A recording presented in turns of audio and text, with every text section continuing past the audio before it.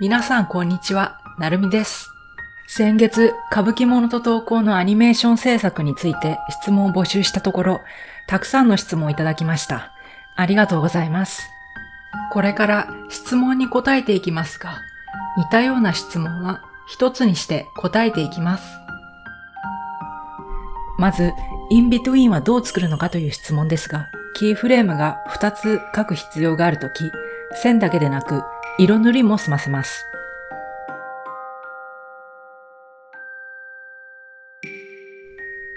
そして、完成した2つの絵の透明度を下げ、その上に新しいレイヤーを作成し、中間になる動きのラフを描いていきます。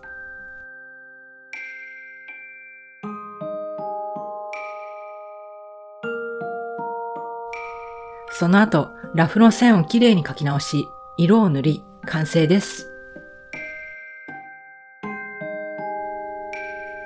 もし、アニメーションを見て動きが硬かったりしたときは、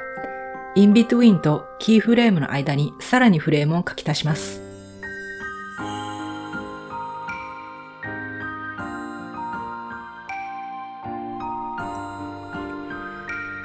脚本はいつから書いたのかという質問ですが、脚本はシリーズを始める前に作りました。ただ、原神はコンシューマーゲームと違い、アップデートに伴い新しい情報が開示されるので、大まかな流れ、世界の成り立ち、ストーリーの最後に得る感情を決めるだけにとどめ、細かいシーンはエピソード前に決めています。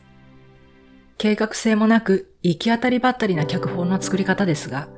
先が見えないおかげで制作中にストーリーに飽きにくいというメリットがあります。デメリットは先が見えないせいでちゃんとストーリーが終わるのか常に不安を感じることです。モチベーションを保つ方法ですが、先ほどにも挙げたように最初にちゃんと脚本を作らないことがモチベーションの維持につながっています。普通、アニメーション制作現場では、しっかりとセリフや行動、尺の長さなど、すべて絵コンテに書き起こしてからアニメーションの制作に入りますが、一人で作る際、それを最初にしてしまうと、あとやることがただ単純作業の繰り返しになり、飽きてしまうことが分かっていたので、あえて初めに脚本をしっかり作らず、新しいエピソードの旅、セリフや行動を考えています。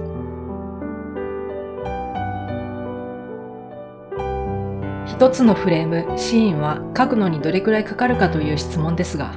書きやすさやキャラクターの数、一から書く必要があるか、過去のカットを再利用するかでかなり変わってくるので測れません。ただ、一つの動画を作る際、1ヶ月以上はかからないようにしています。というのも、2年前に作っていた作品で納得いく終わりを書けなかったからです。この歌舞伎もののアニメを作る前、私はファイアーエンブレムのアニメを作っていましたが、一つ一つのフレームに時間をかけすぎてしまい、1年経っても話が進展しない状況になってしまったので、今回のアニメを作る際、一つ一つのフレームに時間をかけすぎて力尽きないよう、衣服のディテールや影やハイライトなど、削れる部分は大きく削り、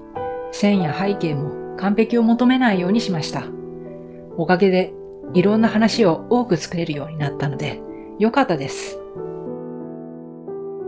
一日にどれくらいシリーズに時間を使っているかという質問も同じで、日によってバラバラです。絵を描くのに使っているソフトウェアは何ですかという質問ですが、クリップスタジオペイントで動画にする際はストーリーボードプロを主に使っています。声はどうやって変えているのかという質問ですが、私は歌舞伎物と放浪者以外のキャラクターはオーディシティとガレージバンドで変えています。怖がる必要はありません。団子は友達です。怖がる必要はありません。団子は友達です。ほーれほーれ、お主の好きな団子じゃぞ。ほーれほーれ、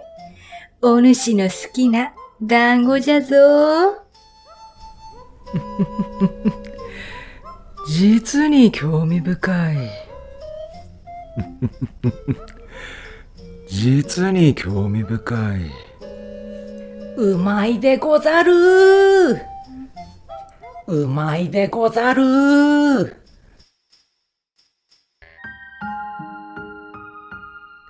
セリフのリテイクはどれくらいしているのかという質問ですが、絵コンテに書いたセリフを2、3回言い、一番シーンに合っているのを選んでいます。エピソード8パート2で収録した時はこのような感じです。ならバールゼブルを出せ。ならバールゼブルを出せ。お前が知る必要はない。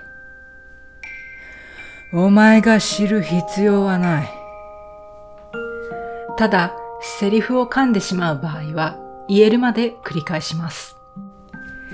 これは要求じゃない。命令だ。バールゼブルを引き出す。バールゼブルを引きずり出すことすらできないのかい、この代用品が。バールゼブルを引きずり出すことすらできないのかい、この代用品が。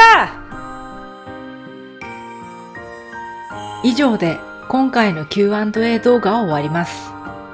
まだ新しいエピソードは作る予定なので、これからも楽しんでいただけたら幸いです。